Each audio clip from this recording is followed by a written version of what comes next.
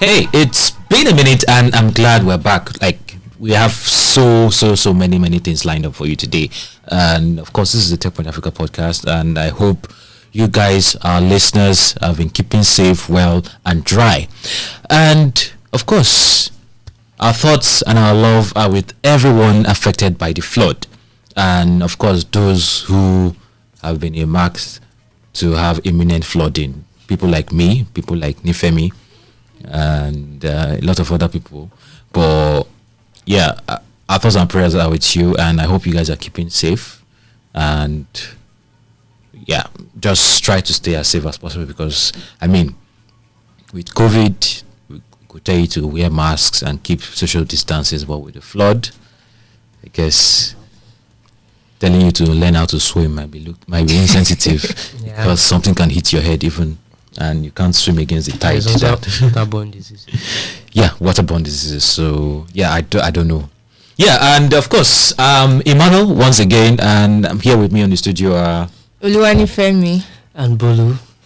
And yeah, behind the scenes we have our two awesome and lovely ladies. Yeah, can your studio ever have that? Two ladies manning the Techpoint Africa.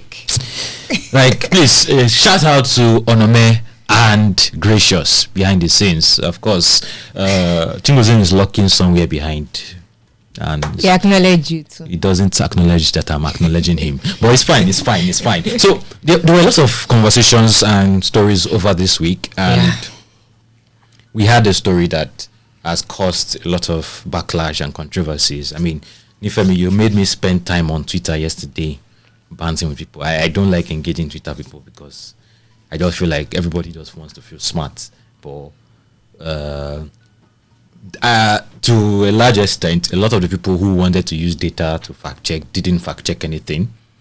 But okay, before I even get to the heat of it, we wrote a story, and it told us that way less than 0.1% of Nigerian workers are migrating. So where exactly is the brain drain? To paraphrase, we are saying that Nigeria does not have a brain drain problem. So people wanted to fact check what we did, and there is three very, very important points beyond those who were very, very insulting and direct abusive. Some people actually raised some valid points, and I agree with them. I didn't agree with them on Twitter, but I want to actually come and drag you for them now. Number one, why did you focus on US? Okay, first and foremost, I want to appreciate you for having my back yesterday on Twitter. You won't find me to be the confrontational type. I won't answer. Okay, I'm sorry. So it's me that is not confrontation. Well, thank you for having my back. And the other thing I would like to raise is we should pay more attention to the content of pieces like this that question what we've believed. Right? When we see things discussed a number of times, right, in a way that's supposed to get us alarmed, and we keep seeing it from reputable people and people that we respect, and it is bound for us to agree with them and believe there's a problem. But when you now see something that questions that belief, what you should do is to pay attention to the content of that piece. I would like to ask that, did you read that piece? Were you riled up by the headline? Right? Did I provoke you in a way that you feel I am questioning your intelligence? I would like to advise that you actually take a look at the piece. It addresses a lot of issues beyond how many people are leaving the nation, what we should do about it, what is causing it, what we should pay attention to instead. Now to your question, right? Aside the fact that we do not always have access to a lot of data, even the UN cannot say they have access to unlimited data, right? Sometimes, especially when you want to talk about immigration, it is what is recorded by that particular country that you can record. Sometimes you might not even be able to distinguish people that were giving birth in a particular country and moved out, and from people that were of another country's descent that are living in another country. So you might not be able to separate who the immigrants are exactly. Yeah. But that is, by the way, the reason we used I actually used US is because US has been over the years been the most preferable destination for international immigrants. Oh, okay. But I saw a lot of people saying, "Oh, UK, oh, EU, oh." Yeah. I don't know whether we sometimes take ourselves out of our bubbles, right? Maybe many people in our bubbles in our network are moving to Europe, right? But as far as I'm concerned, data don't lie, as they say it.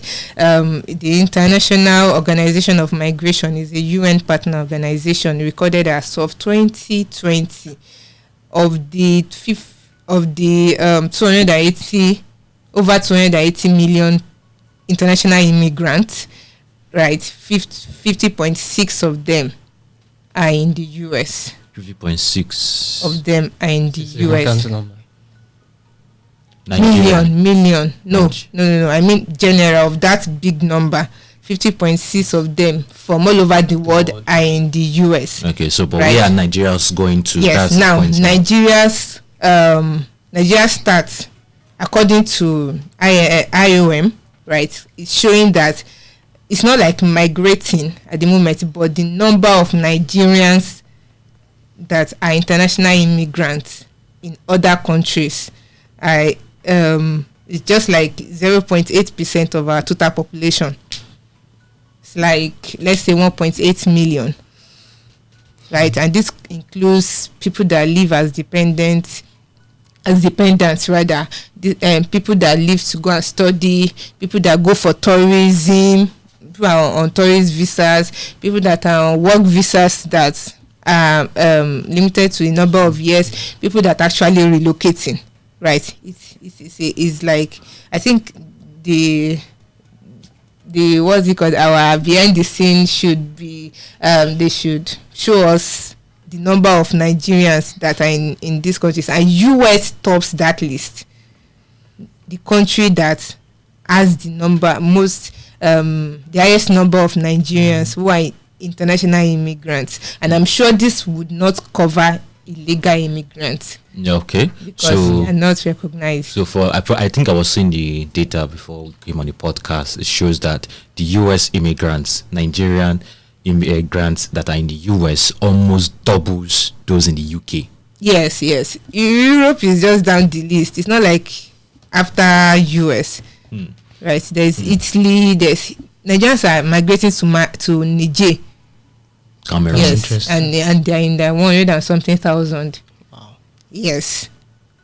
So Cameroon is also on the list, I believe. So it's just a matter of understanding or allowing the data that we have to inform our decision, and not just stick to what we believe or what we want to agree with. Okay, so now quickly, right? Because I'm already getting the message that we don't have much time again for this story. But another important point which I think we should address, so please permit us to go beyond that minute you just told us. Number one, the people migrating are very, very critical to Nigeria. Number one, the healthcare workers, the doctors and nurses that are migrating in thousands. So does that article actually address that, or what is the outlying scenario in this instance now, since there are a lot of doctors and nurses that are leaving the country? Okay, so I think we should consider what it means to have a brain drain. Okay. Right. Brain drain means like when a significant number of your professionals, right? So is it fair to say the healthcare sector, for instance, now is having a brain drain, even if we can't say Nigeria generally? General workers. Maybe we can, but I'm not agreeing to that there's a brain drain, because Nigeria always has a deficit in its medical sector. Professional deficit. Okay. Right, of normally what WHO recommends is one doctor. We're not talking about nurses here. We're not talking about medical lab scientists or technologists here. One doctor to 500 patients. But the situation in Nigeria, according to the most recent stats we are privy to, is one doctor to 5,000 patients. Wow. Right. We are falling behind already we have always had a deficit, right? Okay. We have never met the WHO, not in our history.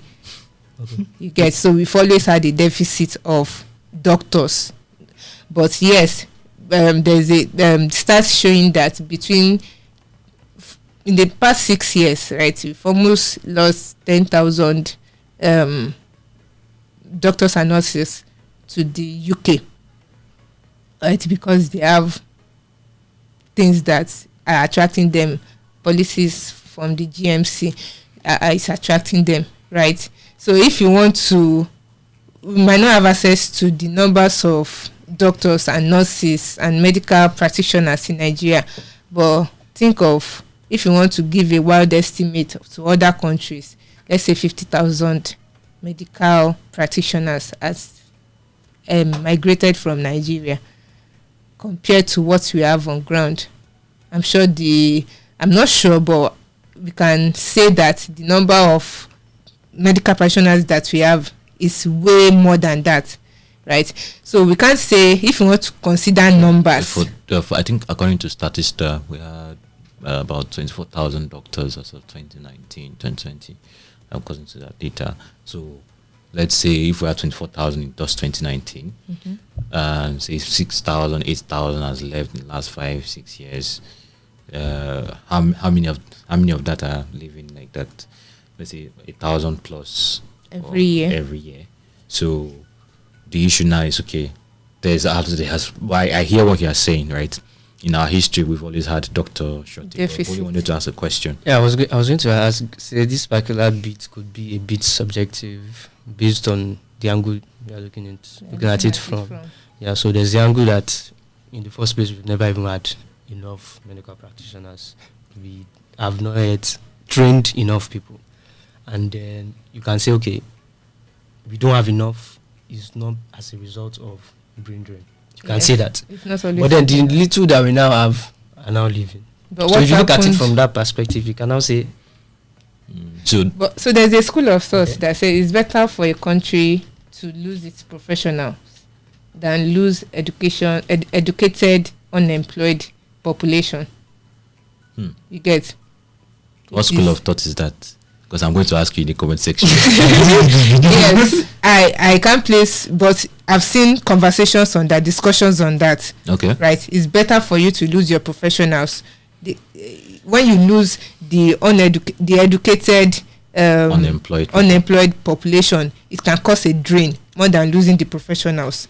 Because there's every chance that you can train the educated ones, upskill them, or take them as interns, bring them in, train them, and make them to get to the point of where those professionals are, the gap they are leaving. So what you are saying is, if the educated unemployed leave, it will cause more harm. When the professionals in your company leave, there will be nobody to train. Yes, because when those ones not even leave, when they retire. When they even retire. Yes, when they get to the peak of their career and they move on, who do you replace them with?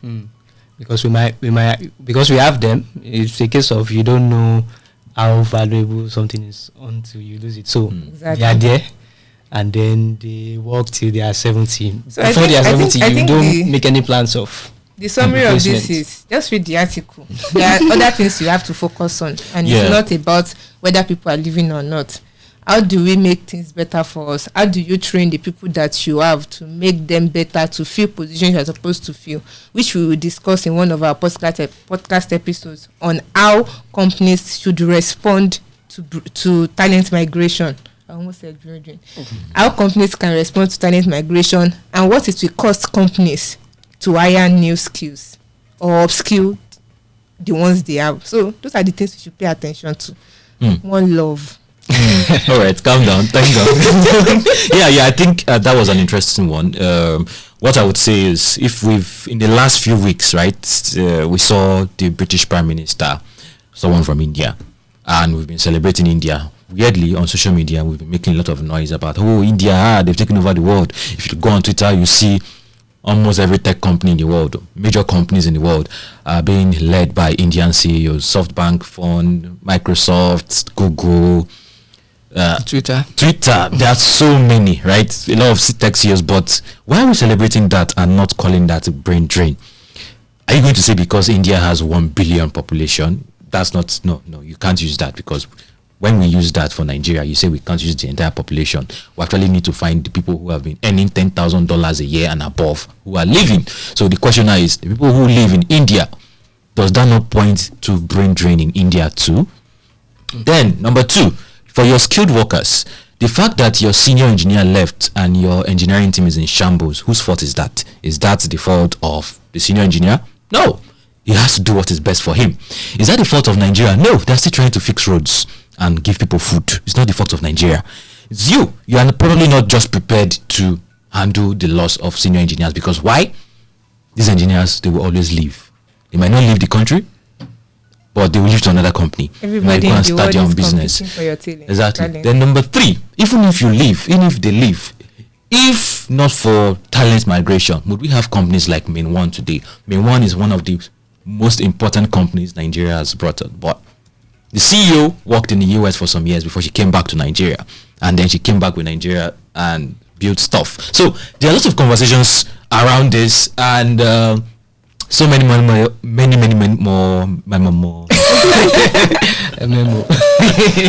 right, let's hear a message from the people paying our house rent. And hi, I'm Abisola Adenoga, the head of business at Techpoint Africa. Did you know that you could present yourself as a reputable brand leader? Did you know that your business can get the limelight it deserves? Now you do. Using Techpoint Africa's marketing tools, we can put you in the faces of a large audience for brand awareness and thought leadership. To do this, reach out to us by sending an email to business@techpoint.africa or click on the link in the description below.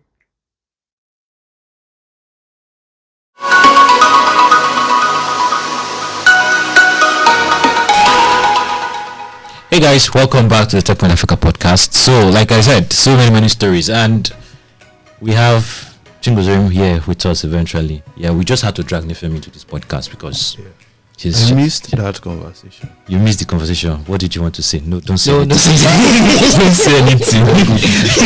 It was a very tactical. Because I saw some of your replies yesterday. I was like, guy, calm down now. No, like You will say it. No, don't say anything. Don't say anything. Okay, so this week we heard 54 Jane CEO has stepped down, and 54 Jane has been, I think they laid off. Yes. So the story is quite, there's a lot to unpack. There are a lot of dots that need to be connected. So on Tuesday, 25th of October, the 54 Jane CEO and founder Ene Abasi Obong, he announced that he was stepping down as the CEO of the company. 54 Jane was founded in 2019. It's an health tech company, and this is coming after the VP of engineering, who is also a co-founder, left just about a month ago. And when things like that happen, it's normal for people, it's logical for people to raise eyebrows. Co-founder left, CEO left, and then when you attempt to, those 54 Jane has not come out to tell us, okay, this is exactly what happened. The CEO has not said this is why I'm leaving. But then sometime in August, they laid off about 30% of their workforce, which, when you think about it, you start thinking, okay, is it related? And then after that, during the time they laid off, there were allegations of financial impropriety against the English will not finish us. It started with MMO, the finance is impropriety.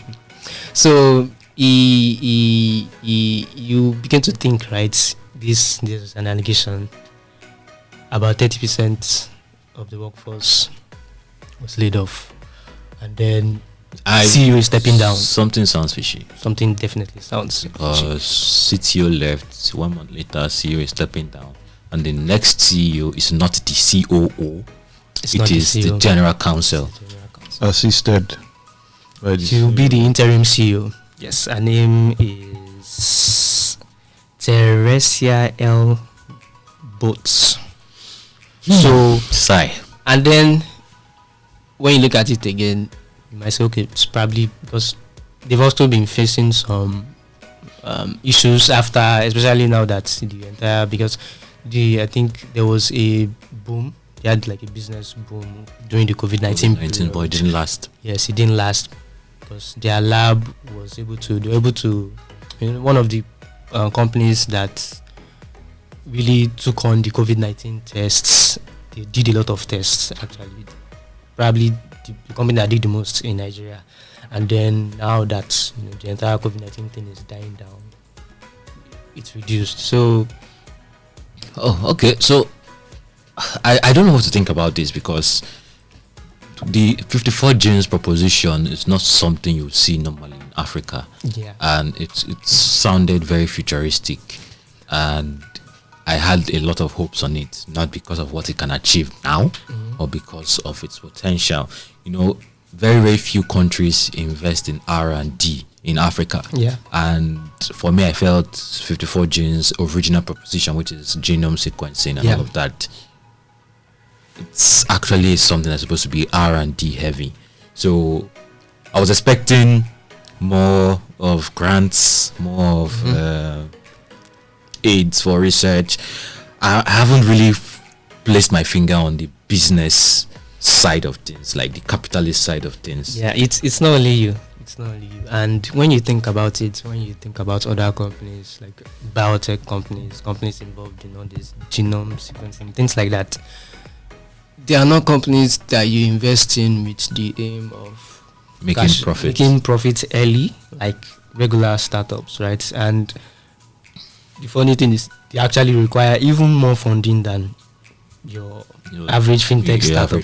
They need a lot of money, and obviously that's probably why we've seen that 54 Gene has raised, I think, over $40 million since 2019 when it was founded. And yeah, you need a lot of money to do these things. You need a lot of money to keep running these things, and profit is not something you have in mind, say, in the next 7 10 years. But you reached out to them with some of all these questions we had. Well, the way everything just looks weird. Exactly. Did they give you any answer? Okay, yeah, they gave an answer, but it was not the answer we're looking for. They simply told us that they were not going to answer some of those questions at this time. The questions were, why exactly is he leaving? The questions were, why isn't the COO or another co-founder taking over? Why does it has to be someone else entirely? And they were not, at this time, according to what they said, going to answer those questions for now. Okay, that's fine. I trust that you're still doing some digging to get to the bottom of that, because it's not just me, not just Techpoint. A lot of people actually were rooting for 54 Gene. In 2020, they won the Startup of the Year Techpoint Awards. Yes. So they are really, really doing something interesting. And what they are doing is it's quite important. It's important for African gene to start becoming part of medical and health exactly. research. So when they create new medicines, new drugs, we know that the African gene was involved in the creation of those things. So we'll keep doing some digging, and I hope all is well. Okay. All right. So before we move on to other stories, right? I just wanted to point out something. MTN, just a quick mention. MTN was sued by a customer for misleading adverts. What happened was MTN advertised the Samsung Galaxy S22, and if you buy it with your promo, you get a free 25-watt charger. That you won't know the importance of that until you have to get a Samsung Galaxy S series and you don't have a charger. I've walked around Lagos looking for a charger that will not break my pocket, because I just have a certain idea in my head that charger should not cost more than a certain amount. Like, I wanted to buy for my S21 and telling me it costs 10,000 naira. 10,000 naira about, like, how? How much are your AirPods? That's not the point. That's not the point. I don't think 10,000 is too much for a charger. For a charger, just the head. Oh, well, okay, because I had the cord.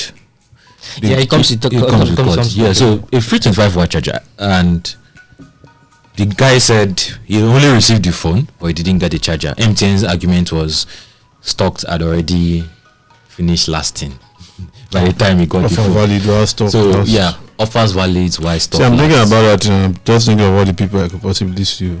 I swear. Yeah, so MTN is saying the fact that there was a case like that before, and the court ruled that the person in question, the person that was suing, had needed to have read everything, all the terms and condition. But the advertising regulatory board in South Africa, this happened in South Africa, by the way, is saying that was a contract, but this is an advert in a leaflet, which people typically don't try to read religiously. thoroughly. So in that your message that you are putting, it should be very, very clear and obvious, and a lot of Nigerian companies are guilty of this. So until you see the ad, you're excited, then when you try to patronize them, they will tell you, oh, it's only for this thing, oh, it's only for this, and they'll bury deep inside their terms and conditions, and it's something that could get a lot of companies sued. I was in argument with a company last weeks when I was getting this board. Same thing. You wanted to add my card, and you tell me, oh, a 15 naira deduction will happen, and I accepted. But when I added my card, I see a 2,000 naira deduction. I saw the same thing, and I know the company you're talking about. Come on. Go on. I didn't say you should not deduct the 2,000 naira, but tell me before you deduct it, so I was expecting it. I was. Fight. Did you fight? I just a little bit. They are my people. That's why I didn't really disturb them too much. But those are the kind of things, little details that you go and bury in your terms and conditions for stuff like this. Please try and make it obvious. That's just by the way. Then moving on to which one should we do first? CBN or Kloud Commerce? CBN or Kloud Commerce? Is it that Kloud Commerce? Kloud Commerce, yes. Yet another case of another CEO being charged with improprieties. So give us a brief rundown, very, very, very brief rundown, because I don't want to dwell too much on that story either. Okay, so yeah, not to dwell too much on it. So yes, the story, right? The CEO of Kloud Commerce, CEO and co-founder of Kloud Commerce, was a couple of allegations were leveled against him. Chief of them was financial impropriety. All right. So I hope I'm pronouncing What was that thing again? No, now come on. This story. I thought you're my guy. Okay. Right Yeah. now, So there were a couple of other allegations, such as him overworking the engineers, aggression, a lot of things like that, and the whole story came together in an investigative piece by Witraka on the 20th of October, and it showed how he was diverting funds. It's alleged that he was diverting funds that was invested into Kloud Commerce into personal things, and they said he was traveling. He was taking dodgy trips, expensive hotels, car rentals, and a lot of things like that. And yeah, it was a lot. And funny enough, within the I think last week they released they came up with a press release that was refuting the claims, that denied the claims made in that article, and they said it was untrue, that they were unfounded rumors by a safe investor.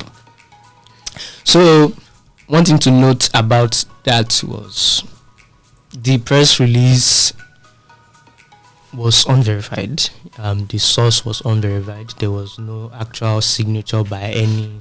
It said, the press release said it was from members of the board, right? But there was no signature by anyone in the board to say, okay, this is who, or these are the people that actually, like, no one assented a signature on the press release.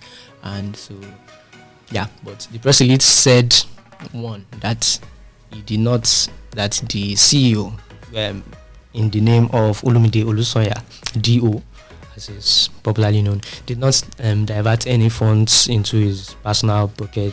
Okay, I said brief though. Okay. You've been giving us the gist, but Okay. I think if you want to hear the full story, just go and read the article. It's important to point out that if you're an investor, you are giving them money, teaching them how to do PR.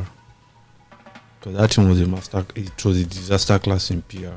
So one thing I've found is most of these tech startups like to relate to the media on their own terms. Everybody does. Everybody, yes. So the thing is, that statement, for instance, could have helped the Wheat Tracker article. Not a statement from that wasn't signed with the secretary who probably hasn't updated his LinkedIn in a while. Or does he even have a LinkedIn? Possibly. He does. He hasn't updated it in a while. So then the person in question with these allegations refuses to say anything, right? I know it's easy to say, like I mentioned, I tweeted it during the week. It's easy to say, oh, this was a disaster class in PR. But the question is, does any company know how to handle disasters in Nigeria? I haven't seen. So far, no. I haven't seen. Jumia is a little bit good at it. They've been able to manage the whole stock So exchange in this thing. case, my problem is, so first of all, you decided to address a claim that was, for any founder, it's a huge claim if you are accused of financial impropriety. We can let every other thing slide, but a lot of people will not let financial misconduct slide. Mhm. But you now say this were rumors started by one safe investor. But in the Wheat Tracker article, There's more at than least one in. 2 investors, one anonymously, one whose name and firm is there. So if you're going to say it's a rumor started by one person, you need to now tell me why the second investor did not disagree with that rumor, or did they bully the investor into agreeing. So sometimes it's just better not to say anything than to say something and then you have to the company is being diluted right now, but what if you are still in existence and you needed to just do something again and put out some? First of all, I'm going to be very skeptical about any other thing you put out. There was one, you couldn't adequately address all the concerns. Yeah. So it's best you don't even talk than address them sometimes and not leave talking, more questions. Not talking also makes the whole thing compound and makes True. it weird. But if you're going to speak, make sure you're covering your bases. Don't make it too easy for people to pick holes in your response, because that was too easy. And I'm sure that either they did not run it through, because you found that true, but you may not be a very good communicator. You may not even be good at handling crisis communication. So if they did not run it, and I want to believe they had a PR firm, or at least someone. I think that's something that probably needs to be addressed. We know how to create buzz and create ball. We don't know how to handle. We can make noise. No, say today. It's a very funny conversation, but today, you're doing something that you're working in. Look at it. Your ecosystem is raising how much? 5 billion. Sorry, not 5 billion. 1 point something billion. Maybe 1.4, 1.6. It shows the scale of your ecosystem. It's still small. So anything you do will be magnified and blown out of proportion. It's easy for me to say you're doing well when you're the lone big fish in a small pond. But let me drop inside the Atlantic Ocean and then we'll see how good you are. They are giving me signs to stop talking sharp. But please, startups, learn how to tell stories. It's important, not just for the public, but you could get an employee because you tell a good story. So and apart from what Redesign just said, I have my own conspiracy. Apart from what Redesign just said, I feel increasingly this year, a lot of companies want to be using the media to further their own agenda. So we have to be very, very careful, and let's just try to be as objective as possible when we're handling issues like this. I'm saying this to my guys here and any other person that could care to listen, right? So let's just leave these CEOs and their financial misconducts. Financial what? There's a bigger. I didn't tell me misconduct. I was fighting with impropriety. So I went to pronounce that word you just mentioned, but I said no. Let me not disgrace myself on. You didn't give me that way out since like 3 times. No. there are many ways we could actually approach this, right? And I decided to choose the easy way. I didn't think of it that time. Just the way the CBN didn't think of a lot of things last year. If they cholesterol.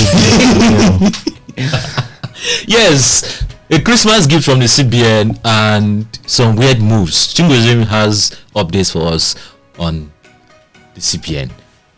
Yes, I bring you good brethren and sisters. Tidings of great I joy. bring you greetings from the office of Murphy.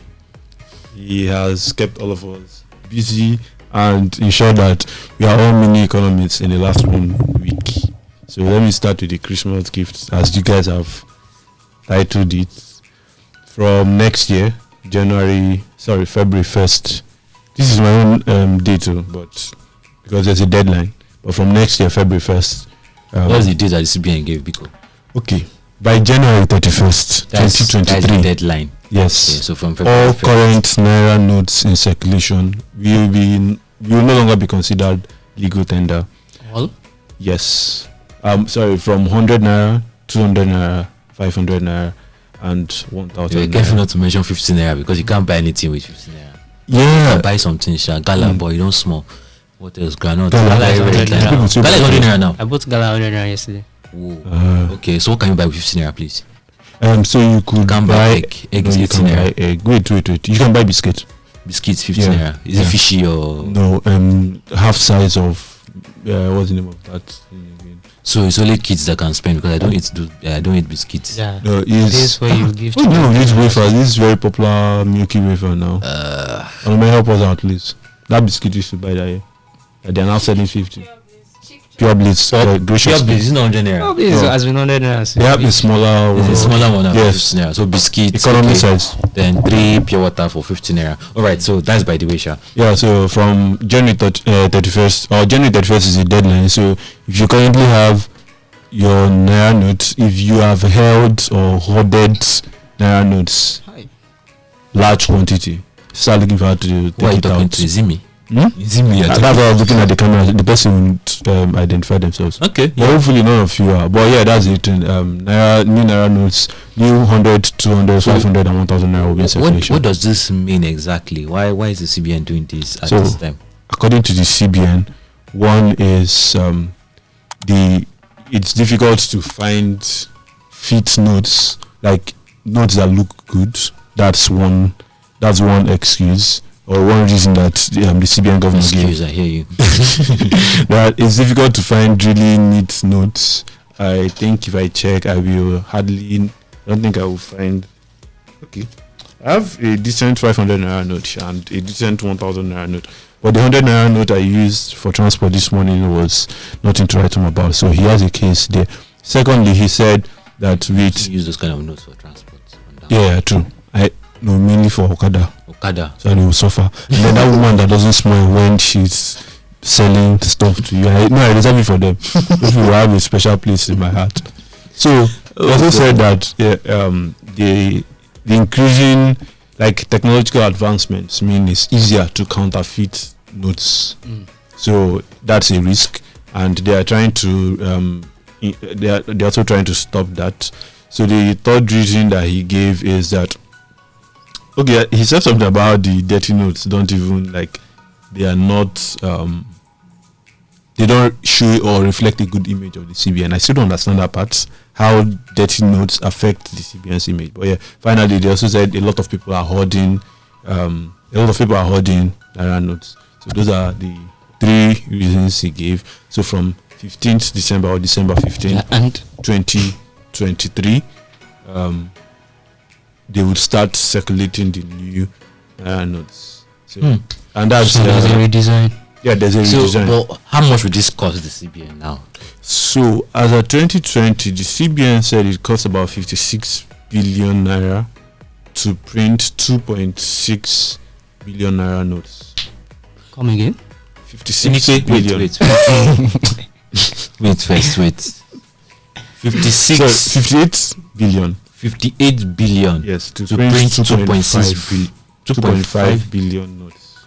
So it costs more to print Of course, it's not as if it's paper now that you just use knife and okay, I get it. So it will cost more than 1,000 naira to print 1,000 naira note, obviously. Yeah, something like that. So on average, so these 2.5 billion naira notes are valued at about 1 trillion naira, or were valued at 1 trillion naira in 2020. So let's assume that this will cost something about this amount, or maybe even more. And this is just printing. I don't know if the cost of the redesign, like I saw someone say today, either way, anybody who is redesigning, and that was the first thought that came to my mind yesterday, like anyone who is redesigning the new notes, person will eat good, person will cash out like mad. Like, I mean, yesterday we saw the NNPC spending how much on PR? 60 something billion or thereabouts on PR. Just PR. Who's doing PR for them? Who is doing? Alpha, what are you doing? Side hustle. You gotta tell your boss that. Like 69 billion for a year. Abi? For the year, the annual report now. 69 billion. Or more. Is it 69 or 89 itself? How much do they pay their lawyers to ensure they don't enter into legal trouble? How much do they pay their lawyers? The whole thing is there. I will share it with you after this podcast. Like, the number of things that so I'm sure with this we all know how much they spent to do the Nigeria Air logo. I can draw too. You can draw. Oh, well done. I don't know why I do not take my finance classes less. Okay. So seriously, apart from that, there is also one more thing that the CBN is doing. Yes. But I think this move could actually force a lot of people to put their money in the bank.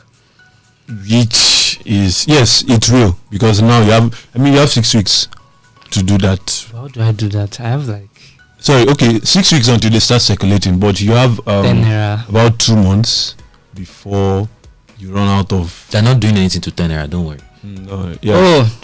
They're not doing anything to 10 naira. I just remember. So your 10 naira, if you calculate, it's more than 250. The 10 naira you have is more than 250. I have about almost 4,000 naira worth of 10, 20. Are you sure? Yes. When you go back, check it, because I think I've taken out of it. Okay, so I think a lot of these conversations we're going to be having, like more high level stuff. You'll be listening to experts at the FinTech Summit 2022. It's holding in November 26, and it will be at 4 Points by Sheraton. So you come to hear a lot of things about the fintech space and how it's affecting and improving and impacting the financial lives of Nigerians. So there are a lot of things that you are going to learn when you come. You're going to meet a lot of top experts in the space, and you get to network. That's like one of the key selling points of any event: the quality of the network and the quality of the products that you're going to be seeing. The kind of product showcase that will actually try to solve your problems. And it's also the hackathon, which will be starting. When is it starting? It has started. I mean, we've closed entry, so if you should be getting mail soon if you registered, to let you know if you have gone to the next level, or whether you are our podcast audience expo. They should be the first people to hear when you are sending the email. Oh yeah, they'll get it between this weekend or over the weekend and Monday, but definitely by Tuesday you get a response. I know some of you are asking, but you get a response. Yeah, you're going to get your response. So finally, the CBN is also trying to replace. Trying to build their own ATM. So they first of all did their own digital currency. Now they want to do their own ATM, unless that's not the case, because you put it inside one big English digital card scheme or domestic card scheme. Yes. So yeah, what's going on there quickly? So let me start with the news, which is that the CBN wants to launch a domestic card scheme on Monday, January 16th, 2023. So Murphy is trying to go out on a high, so he's giving you guys new nodes, and he's also giving you a domestic card scheme that would start in January 2023. But you may be asking, if you're not a financial person, what's a domestic card scheme? So if you get your ATM and you look at it, you most likely have this one, my name has been clean, but you most likely have a MasterCard, Visa, or Verve, depending on who you are, who your bank is, or what your bank is, whatever English works. But yeah, it's either MasterCard, Visa, or Verve that you'll be getting if you're in Nigeria. So those are like card schemes that work in Nigeria. Outside Nigeria, you would also have guys like American Express. So they're all card schemes that people use. So, but I don't know what the CBN plans to call their own. I do not want to try to guess, but when they do, it means that you could go to First Bank and they give you they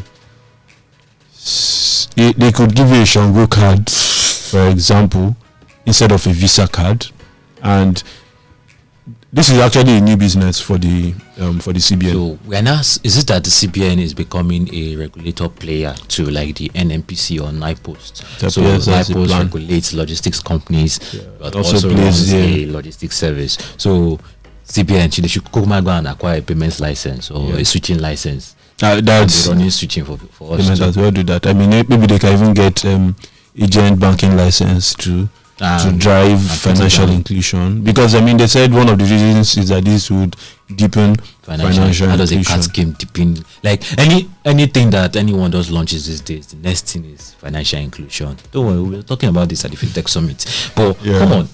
In the article I wrote, I drew comparisons with India. Okay. So India has a domestic card scheme. It's called RuPay, and they've had it since 2012.